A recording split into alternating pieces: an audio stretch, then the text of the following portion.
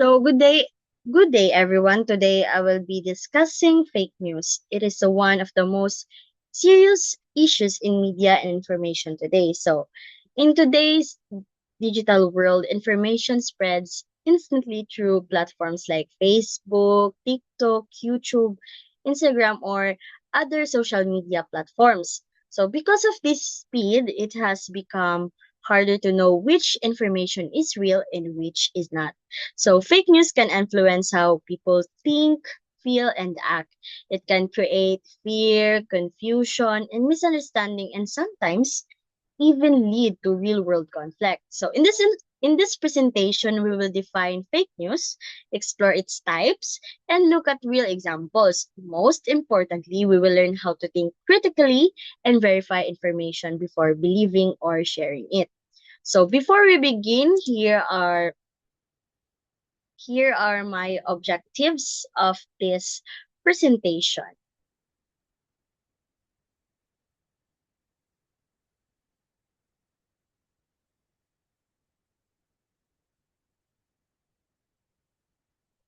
So first, we will identify the three types of fake news, which are disinformation, misinformation, and malinformation, and how and understand how they differ. So second, we will analyze real life examples to see how fake news spreads and affects society.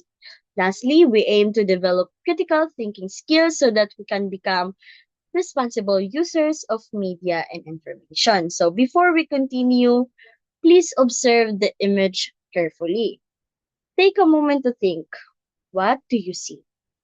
What message does it give? So for me in social media, people often react quickly to images without checking the full story. So a single photo can easily create strong emotions like anger, fear, or sympathy. However, images can also be misleading because they can be edited, taken out of context, or used to tell a false story.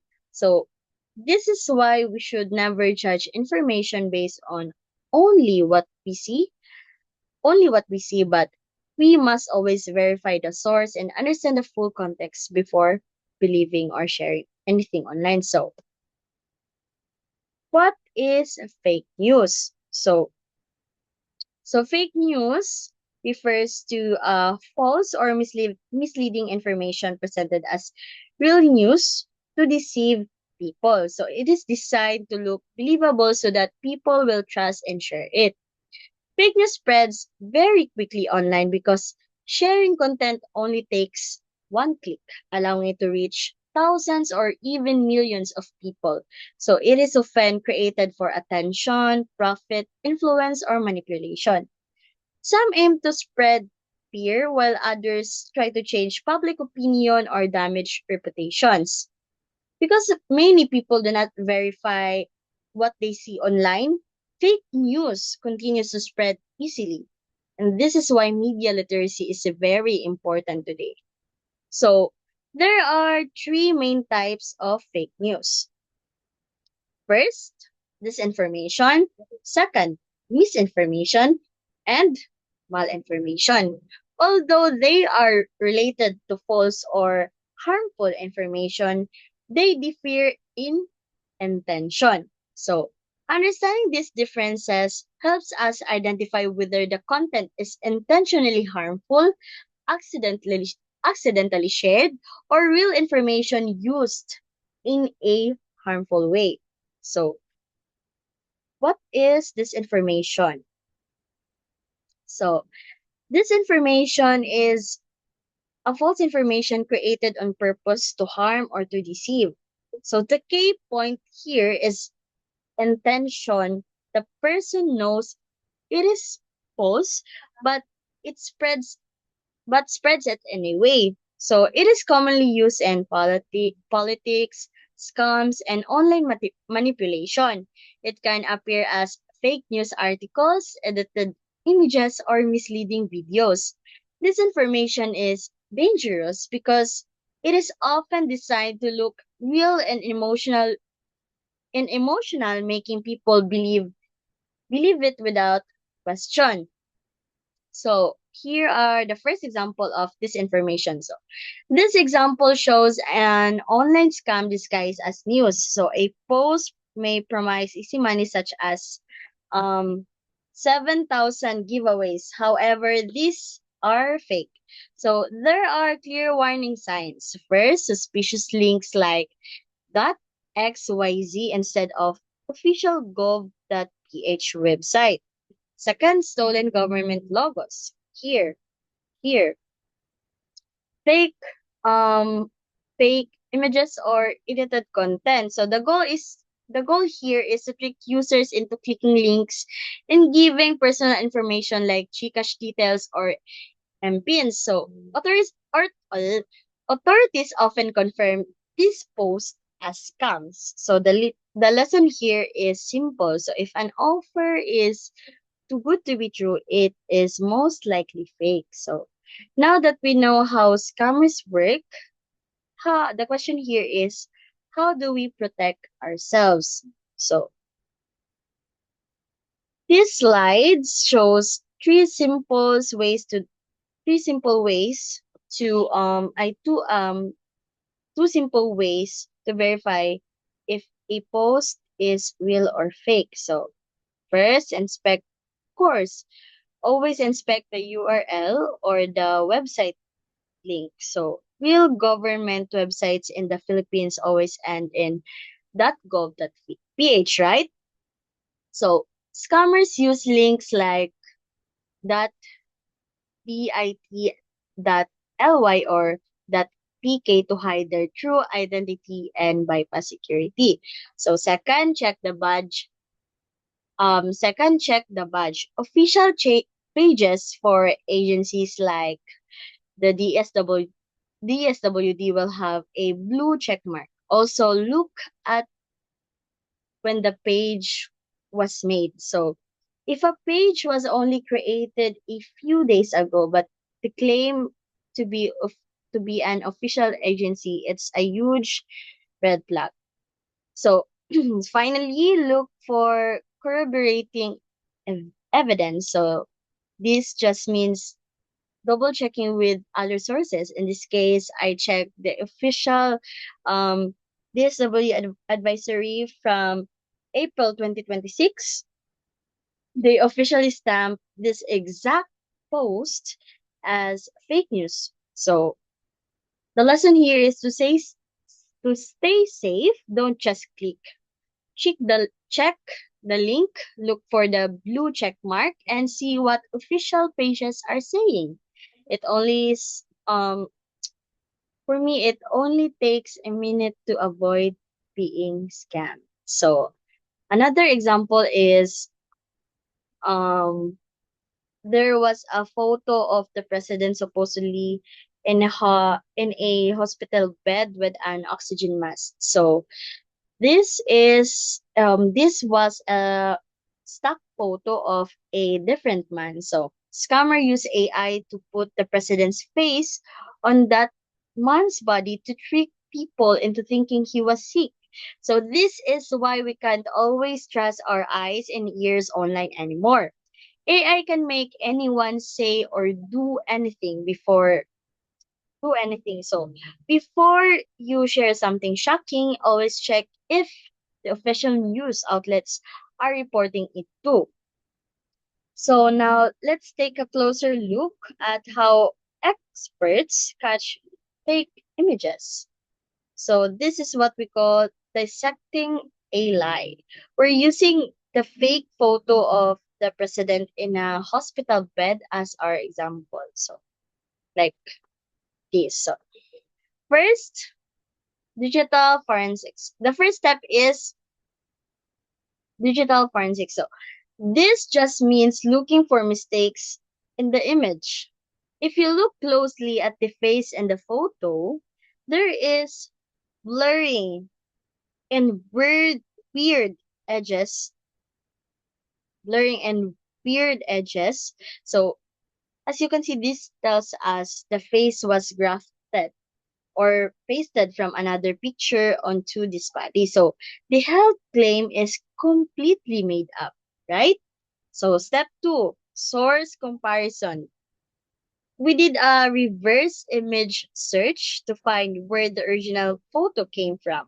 We found that the original is just a stock photo of a random patient. It had nothing to do with the president.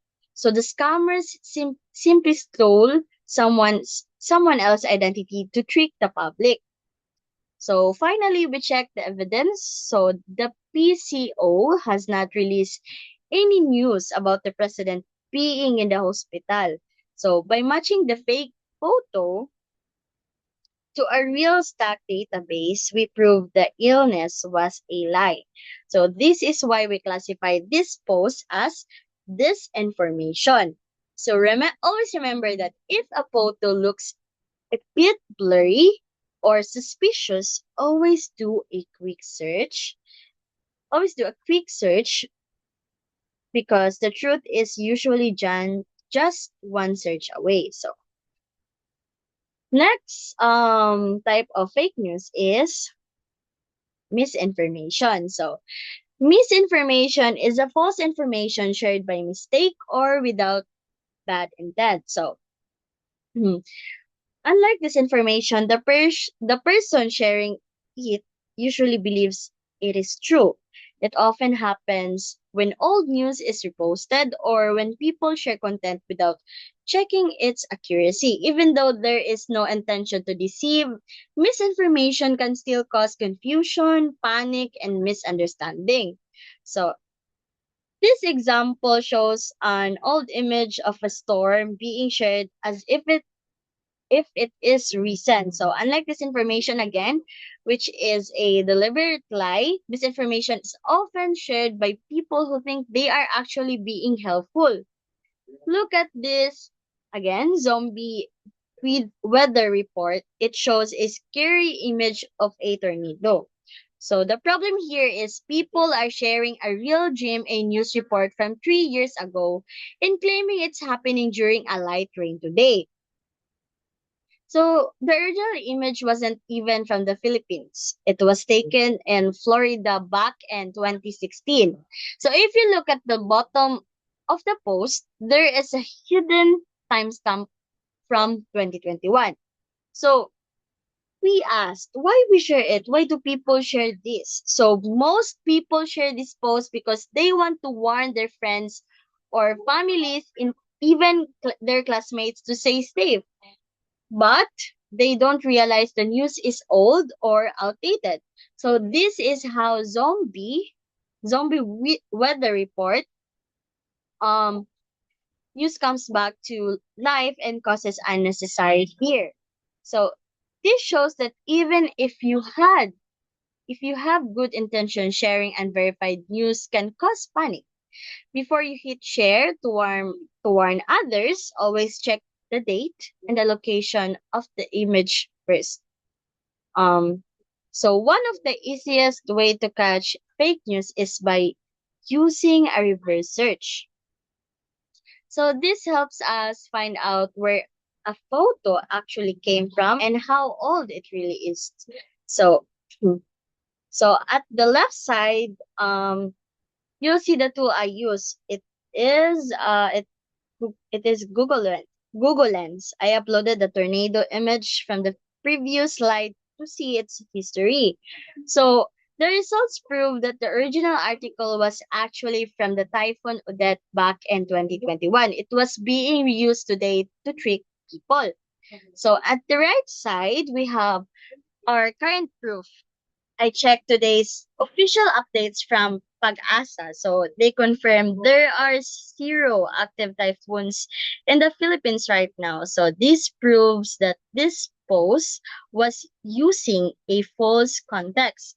So taking a real old photo and pretending it's happening today. So the next time you see a scary weather photo during a summer or sunny day, try a reverse search, and if Pag-asa says the skies are clear, don't let an old photo from 2021 trick you into panicking. So, another misinformation example was um This example shows a fake quote attachment to a real public figure. So the claim is in September 2024, a post from Cagayan de Oro Updates went viral. It used a photo of PDEA Director General Moro Virgilio Lazo and claimed he had leads on drug lords in the city but couldn't arrest them because of their high positions. So the post used emotional language to make people angry and worried about local safety. Why is it fake news? So look at the bold red box at the bottom. So this post was officially flagged as fake news. So Director General Lazo never made this statement. So the words were put in his mouth to create a scandal. So unlike simple mistakes, this was designed to make people lose trust in both the PDEA and our local government officials. So how to spot the trick. So even though the page used a professional looking layout and a real photo of high-ranking official, it failed the verification test. So there was no record of this statement on the official PDEA website or in any reputable news outlets like Menda News or Sunstar CDO. So always remember, a photo of a person doesn't mean the quote next to it is true. So the first step in our verification was cross referencing. So we took the viral post featuring PDEA Director General Moro Virgilio Lazo and searched for the source of his quote. So we checked the official PDEA press release and local news outlets like Menda News and Sunstar CDO. So the results were clear. Director General Lazo never made the statements. So on the right side, we see the official denial. So the Cagayan de Oro City Information Office and official PNP pages like RISE, Cagayan de Oro CDO issued a Cagayan de Oro or CDO that issued a direct advisory. They confirmed that the graphic was a complete fabrication because the quote was intentionally made up to mislead citizens. We classified this as fabricated disinformation. So this post was um I believe that this post was dangerous because it tried to make CDO residents feel unsafe by claiming drug lords were untouchable. So it used the authority of a high-ranking official's face to make a lie seem like a the truth. So let's move to malinformation. So malinformation is a real information used out of context to cause damage. So it often includes leaked messages, private data, or old photos taken out of context. Even though the information is real, the way it is used makes it harmful. So this type of fake news is especially dangerous because it uses truth as a weapon. So in this example, real information is used negatively. So look at this screenshot of a private group chat. So um the messages are real. The candidate actually typed those words. However, they were taken out of a private conversation and shared publicly to make them look bad. So this is the perfect example of context collapse. When these messages were sent, they might have been jokes, sarcasm, or vent sessions between close friends. But when a leaker shares them with the whole school, that sarcasm is removed. So the intent isn't to inform the students, but the intent is a social harm. So malinformation reminds us that the truth can be weaponized. Just because a leak is real doesn't mean it's being shared for a good reason. As for me as a student, we should be careful about private data and always ask, why is this being shared now and who does it hurt? So, unlike the AI deepfakes we saw earlier, this information is 100% accurate. It isn't made up or edited because it's real. Automated filters and fake news detectors often fail to catch it. This is why human judgment is so important. So, second, we have to look at the intent. So, even if the information is true, why is it being shared? In cases of malinformation, the goal is malicious. It's often used for deplatforming, sharing someone's private secrets or past mistakes just to ruin their reputation and kick them out of a community or a job. So, finally, there is the ethics. So, sharing private information without permission violates the Data Privacy Act. We need to remember that even if something is true, sharing it out of context to hurt someone is very harmful and unethical behavior. Just because it's true doesn't mean it's right to share. Before you post a leak or someone else's private business, ask yourself, is this helpful or is this just being used as weapon? So another example of malinformation.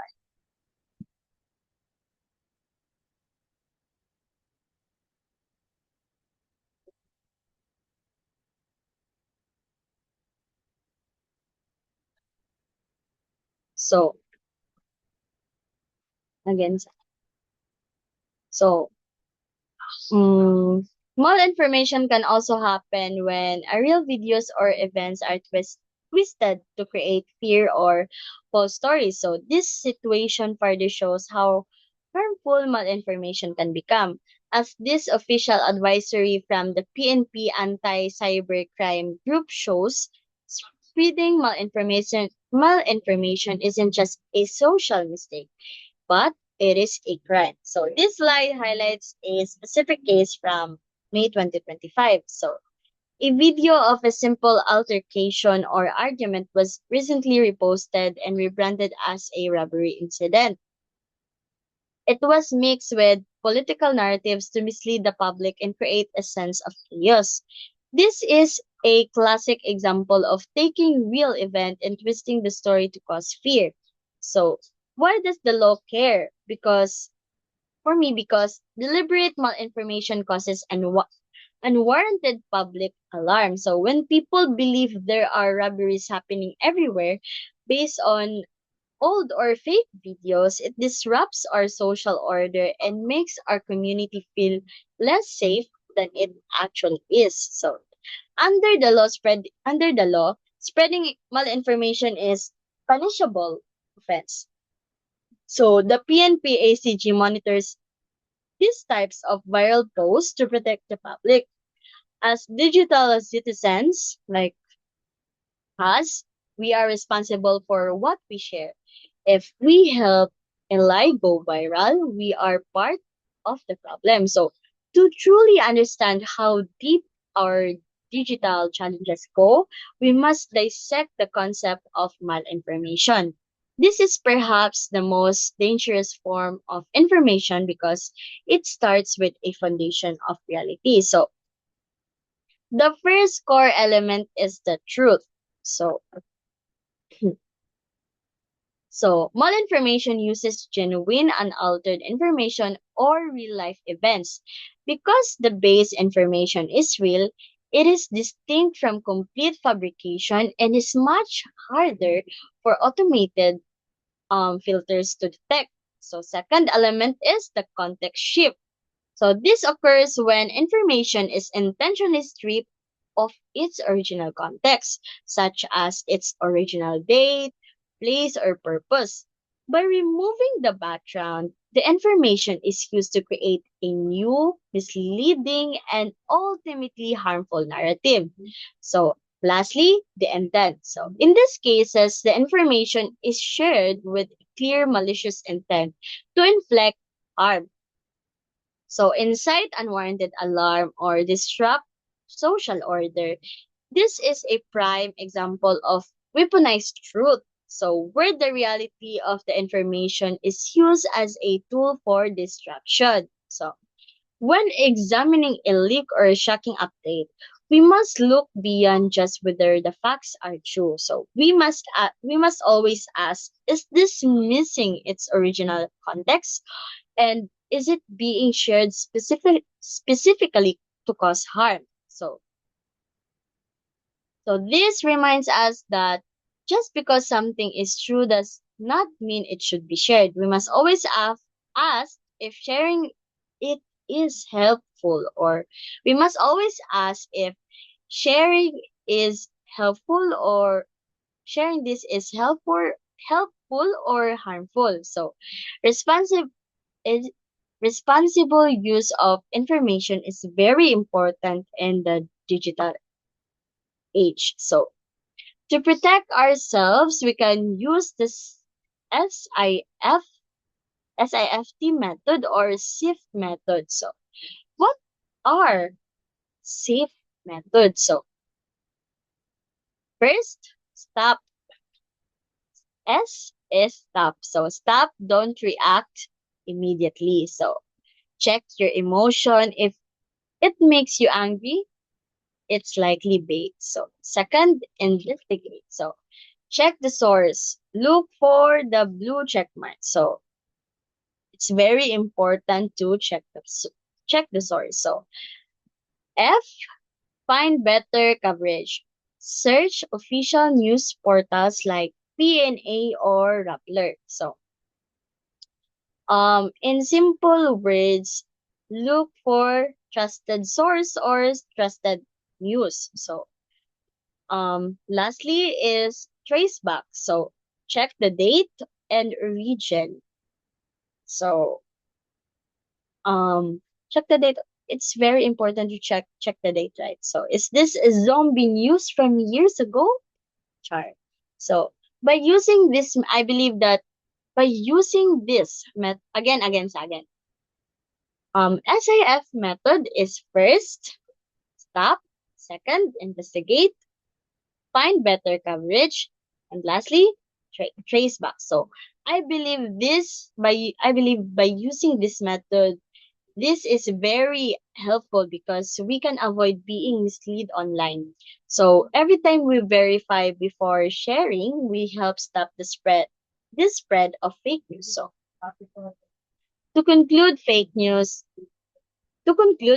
is one of the biggest challenges in today's digital world. So we learned three types of fake news. So first, disinformation. What is disinformation? Again, intentional false information. Second, misinformation. What is misinformation? So, accidental false information. Lastly, malinformation. What is malinformation?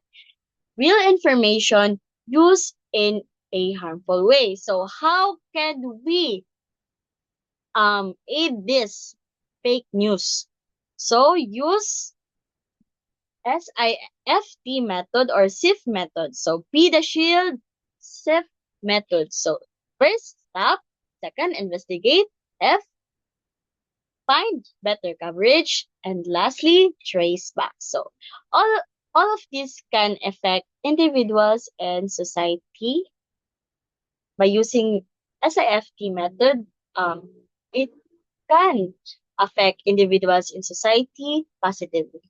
So, thank you for listening my report. I hope you learned something today. Thank you. Bye.